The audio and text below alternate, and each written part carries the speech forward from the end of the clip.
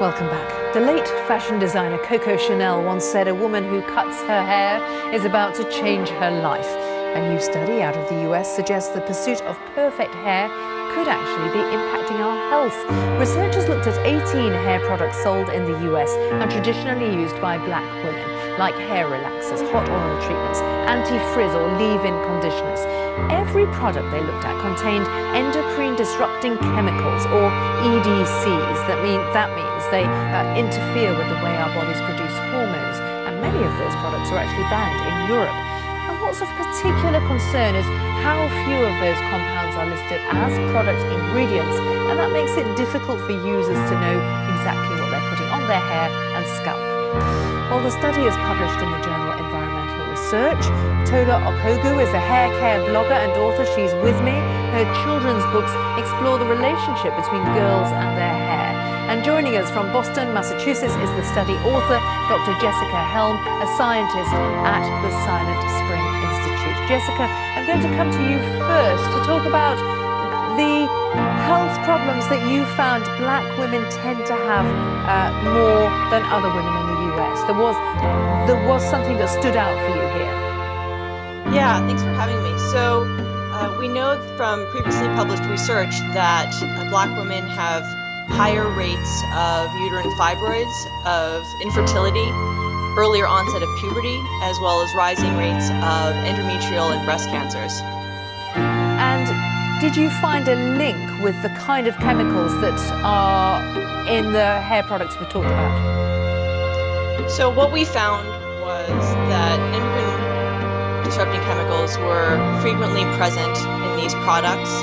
We know that endocrine disrupting chemicals are present in people's bodies, and some of the same chemicals that are in these products are in women's bodies frequently. And we know that they have effects at high doses. Our study wasn't set up to specifically answer the question of whether or not these chemicals were directly influencing health, but the fact that these chemicals are frequently found in these products was of concern to us. Let's pick up that concern with Tola, because I know you not only act as a hair care coach, you're aware of what's on the market now, but you've been aware of, over years, the kind of products that have been used by black women to care for or tame, or however you want to put it, your hair. Yeah, and with black hair, it naturally requires a lot more products than any other hair type because it's drier, and it also requires more lubrication. So black women do tend to use a lot of products in one session, so they'll layer products.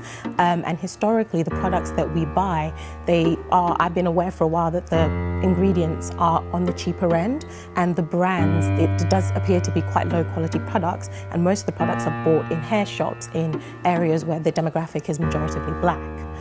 And a lot of products traditionally have come in from the States. Yes, they have. Historically, I mean, I've been using hair products obviously for a long time, and when I was young, my mother used to relax my hair with little relaxer box kits that were directly imported from the US. So historically, most of our products do come from the US.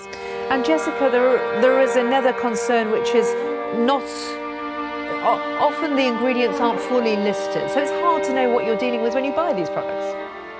That's right. Yeah, we actually found that the majority of the chemicals that we detected weren't listed on the ingredient label. We did find that parabens tended to be better labeled, but they were by no means always labeled. Fragrance chemicals tended to be labeled with the word fragrance, but the actual ingredients within those fragrances were not listed on the label.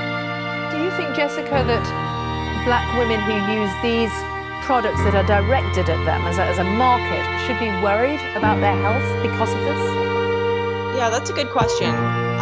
From a precautionary approach, I think it makes sense to reduce exposures to products that have chemicals that may cause harm, and where there are opportunities to reduce that exposure, I think it makes sense to do that. Tola, what do you think about that?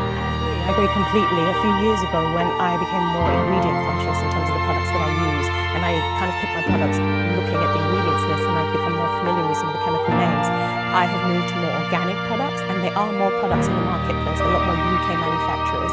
And as the trend has moved towards more natural hair, so have the products. So women are being more conscious about what is in the products they're using on their hair and skin, and they're being more careful and picking products that are either more organic or have less cosmeceuticals and more natural oils, etc. And Tola, I'm interested in the fact that you speak to a younger audience as well. I mean, partly because of your coaching, but also the children's books. I think we can show some of the front covers of the books that you've published and are about to publish. And hair care is a massive issue. It is. It's something that speaks to the whole of identity for a lot of black women and black girls. Hair isn't just hair for us, it's the number one signifier of our race, and it is very much tied into our race and how we view ourselves. And historically, our hair has been something we kind of felt ashamed of and felt was inferior. So my books kind of are about celebrating black hair, black skin, black beauty, and hopefully helping a new and younger generation that's coming up develop a love for their hair and what is naturally coming out of their heads. And Jessica, just a final thought from you. I mean, the Silent Spring Institute, that makes me think about environmental awareness from the 60s on. And do you perceive that people now are much more concerned about ingredients and environment, especially when it comes to something so intimate as hair? Yeah, I think that there is, within some areas of society, there's some awareness, but I think by and large, people are generally unaware of the chemicals that are in their products and the potential that those chemicals might have to cause harm. Well, Jessica, I think that's an important warning, and Tola, I suppose that's part of the education that needs to be done. Yeah, but my advice to black women would be educate yourself, get to know some of the more common dangerous ingredients like parabens and even silicone oils, and some of the products you listed are commonly used. So if you educate yourself, you can avoid it. And as I said, there are more products in the marketplace, so there is more choice and more variety. Well, Tola and Jessica, thank you both for joining us here on GMT. Thank you for joining us, and you can always talk to me on Twitter about any of the stories we've covered in a very busy news hour. I'm at Philippa BBC. Goodbye.